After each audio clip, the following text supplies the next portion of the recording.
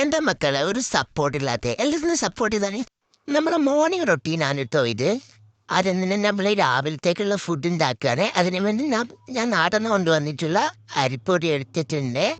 അരിപ്പൊടി നമുക്ക് നന്നായി അരച്ചിട്ട് നീർദോശ ഉണ്ടാക്കാനാണ് പ്ലാന്. എന്താവോ എന്തോ.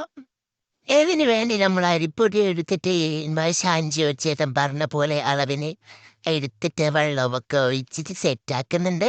ഇതിലേക്ക് എന്താ പറയുക, തേങ്ങ കൂടെ ആഡ് ചെയ്യാനാണ് ഷാൻജിയോ ചേട്ടൻ പറയുന്നത്. അതുപോലെ തന്നെ നമ്മൾ ചെയ്തിട്ടുണ്ട്.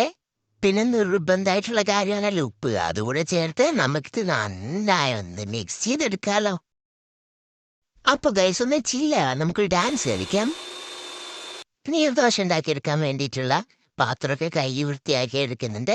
എന്നിട്ട് നമുക്ക് ഇത് തീരെ കത്തിച്ചിട്ട് നമുക്കിത് ഉണ്ടാക്കിയെടുക്കാം. ഞാനൊരു ബിഗിനറാണ് കേട്ടോ. നിങ്ങൾക്ക് കാണാൻ പറ്റുന്നുണ്ടാവില്ലേ എന്റെ നീർദോശയുടെ കോലൊക്കെ. അപ്പോൾ ഹസ്ബൻഡിന് വേണ്ടിയിട്ട് എന്തെങ്കിലും ഫുഡ് ഉണ്ടാക്കി കൊടുക്കണം, അതുകൊണ്ട് ഉണ്ടാക്കുന്നുള്ളൂ.